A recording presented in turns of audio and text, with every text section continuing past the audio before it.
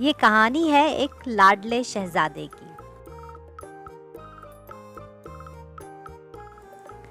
ایک بہت بڑے محل میں 7 شہزادے رہا کرتے تھے۔ ان سارے شہزادوں میں سب سے چھوٹا شہزادہ، جس کا نام شہزادہ دانش تھا، بادشاہ کا بہت لاڈلا اور چہیتا تھا۔ شہزادہ دانش پورا دن محل میں شرارتیں کرتا، صبح خوب دیر سے سو کر اٹھتا۔ جب وہ سو کر اٹھتا تو اس کے بھائی میدان سے ورزش کر کے واپس آ چکے ہوتے۔ بڑے بھائی اسے دیکھتے ہی کہتے، سو اٹھے چھوٹے بھائی، کیسے ہو؟ آرام سے سوئے تم؟ بستر نرم تھا؟ مچھروں نے زیادہ تو نہیں کاٹا؟ دوسرا بھائی کہتا، زیادہ مت تنگ کرو لاڈلے بھائی کو، ابا حضور اس کے آرام کا پورا خیال رکھتے ہیں۔ پھر دونوں مل کر خوب ہنستے اور وہاں سے چلے جاتے۔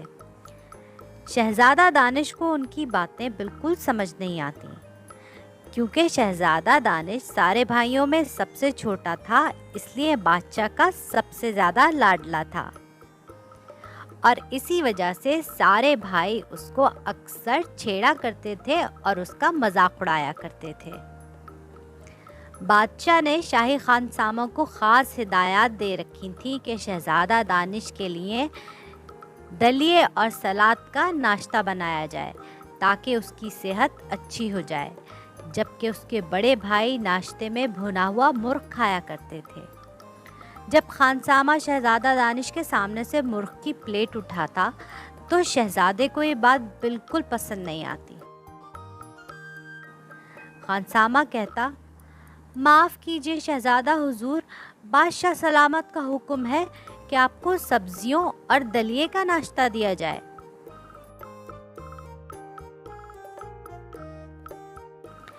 اس کے بھائی یہ دیکھ کر ہنسنے لگتے اور کہتے، تم تو نازک سے ہو، مرغ ہضم کرنے کے لیے بڑی ورزش کرنی پڑتی ہے۔ شہزادہ دانش ٹھنڈی سانس بھر کر سلاد کھانے لگتا۔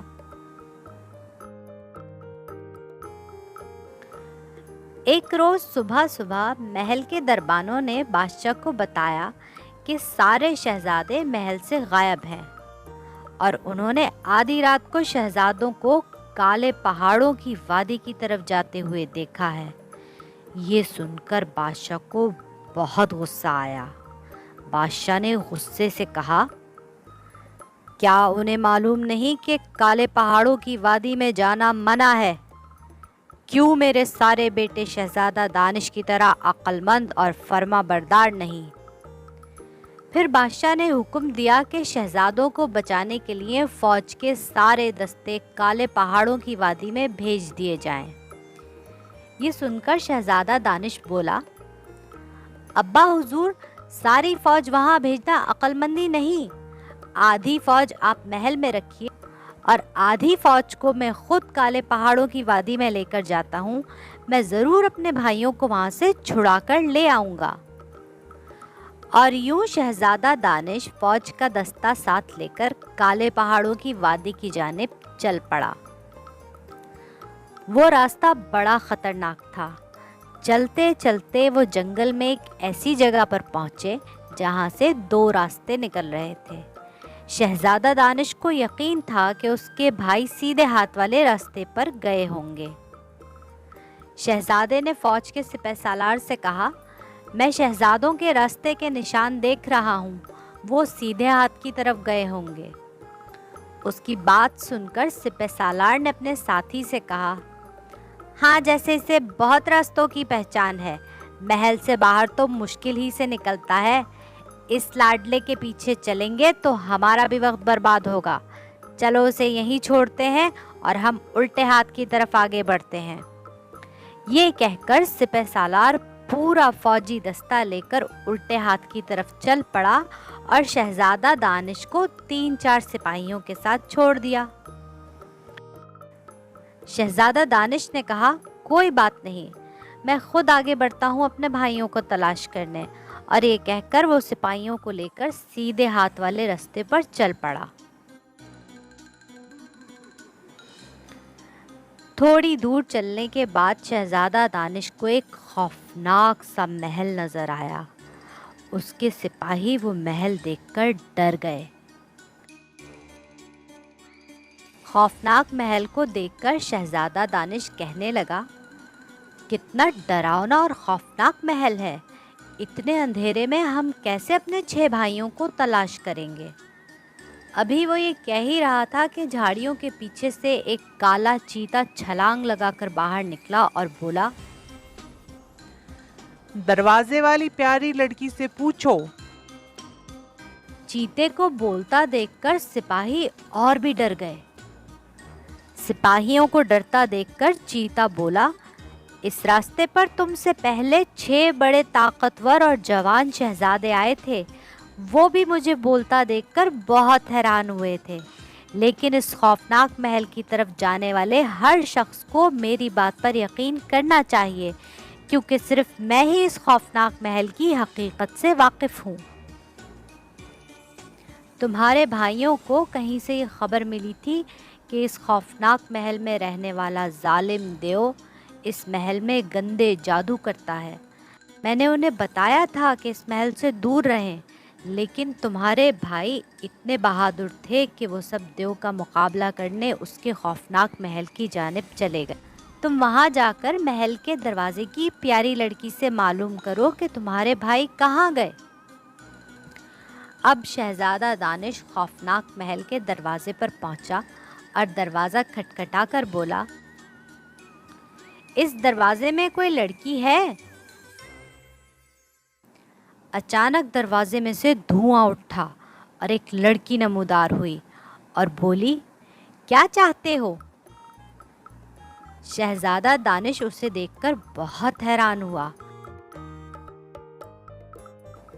دروازے کی لڑکی بولی، میں ایک کبوتر ہوں جو غلطی سے اڑتے اڑتے اس دروازے سے ٹکرا گئی اور دروازے میں قید ہو گئی ہوں۔ تم سے پہلے یہاں 6 بھائی آئے تھے، میں نے ان سے کہا تھا کہ کیا وہ میری مدد کریں گے۔ انہوں نے وعدہ کیا تھا کہ میری مدد کریں گے، لیکن وہ محل کے اندر گئے اور پھر واپس ہی نہیں آئے، بیچارے۔ یہ سن کر شہزادہ دانش بولا، وہ 6 شہزادے میرے بھائی ہیں، ظالم دیو نے انہیں قید کر لیا ہے، میں اس ظالم کا مقابلہ کروں گا، اس کی ہمت کیسے ہوئی میرے بھائیوں کو قید کرنے کی۔ دروازے کی لڑکی بولی، برا نہ ماننا شہزادے، تمہارے سارے بھائی بہت طاقتور تھے اور ان کے ساتھ بہت بڑا لشکر بھی تھا، اگر وہ دیو کا مقابلہ نہیں کر سکے تو تم کیسے کرو گے؟ تم تو اکیلے ہو، تمہیں کوئی اور طریقہ سوچنا چاہیے۔ یہ سن کر شہزادہ دانش بولا، اگر میں ظالم دیو کا دل ڈھونڈ کر لے آؤں اور اسے واپس کر دوں تو بدلے میں اپنے بھائیوں کو چھڑا سکتا ہوں۔ میں تمہاری بھی مدد کروں گا اچھی لڑکی، لیکن تھوڑا انتظار کرو۔ اب کالے چیتے کی مدد سے شہزادہ دانش نے وہ چھوٹی سی جھونپڑی ڈھونڈ لی جہاں پر ظالم دیو کا دل رکھا ہوا تھا۔ چیتے نے شہزادہ دانش کو بتایا کہ اس جھونپڑی میں ایک کنواں ہے۔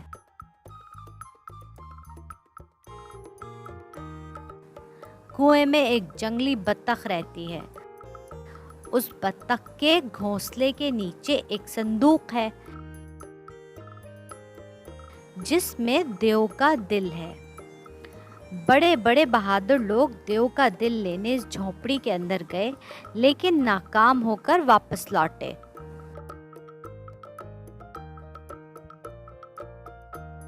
پھر کالا چیتا شہزادہ دانش سے کہنے لگا، میں پہلے یہاں کبھی نہیں آیا، لیکن نہ جانے کیوں یہاں آ کر مجھے یہ محسوس ہو رہا ہے کہ شاید میں اس جھونپڑی کو پہلے بھی کبھی دیکھ چکا ہوں۔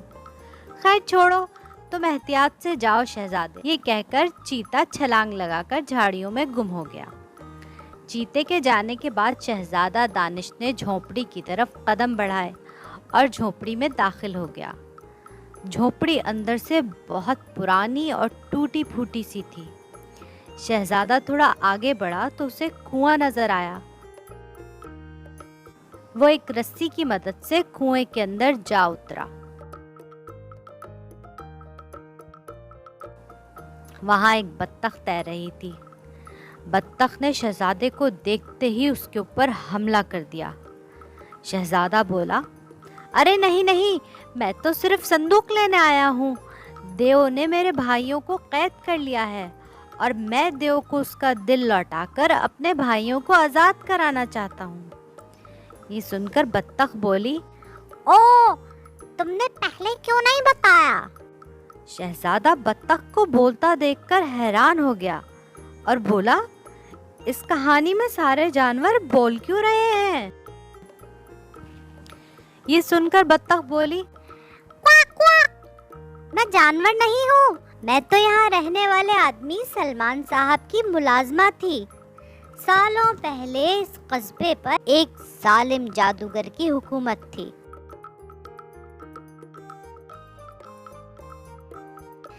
اس جادوگر کو جب یہ معلوم ہوا کہ سلمان صاحب گلمینا بی بی سے شادی کرنے والے ہیں تو اس نے غصے میں آ کر اپنے جادو سے گلمینا کو غائب کر دیا اور سلمان صاحب کا دل نکال کر انہیں ایک دیو بنا دیا۔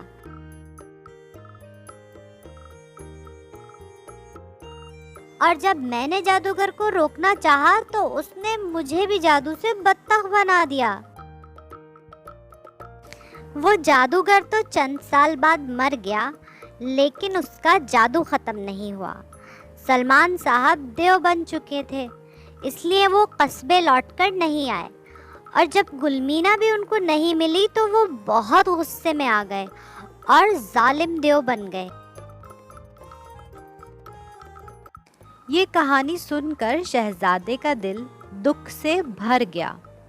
وہ کہنے لگا، میں اس اچھے آدمی کا دل واپس کر کے اسے دوبارہ اس کی محبت یاد دلاؤں گا۔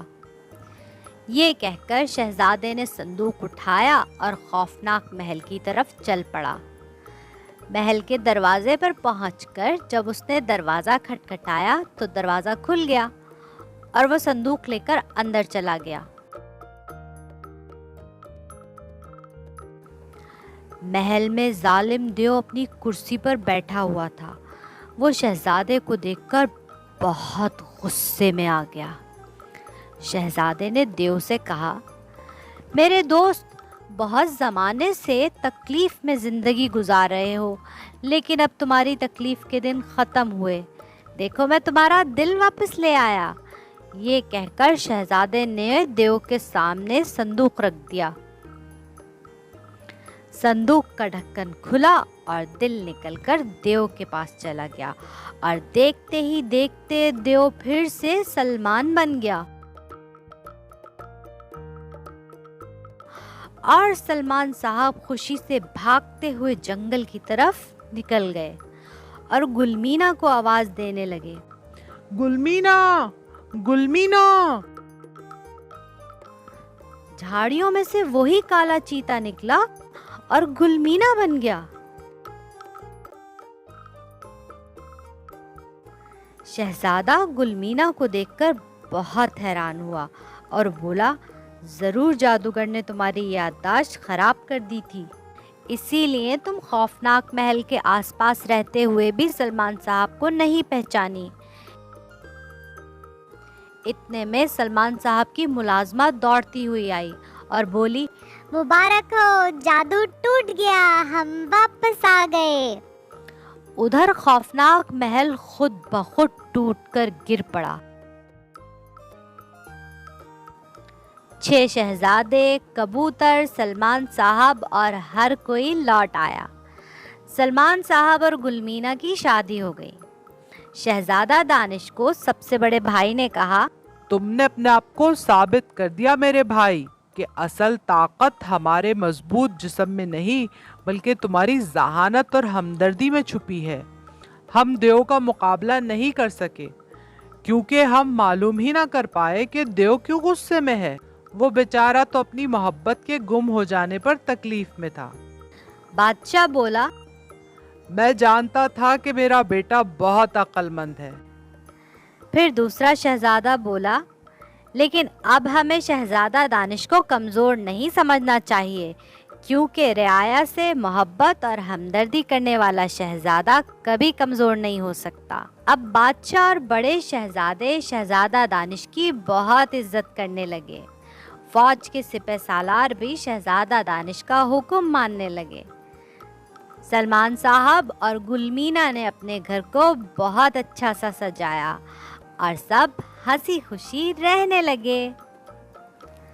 और भी बहुत मज़े मज़े की कहानियाँ सुननी है तो गुलबकावली किड को सब्सक्राइब कर लो। Tata bye bye.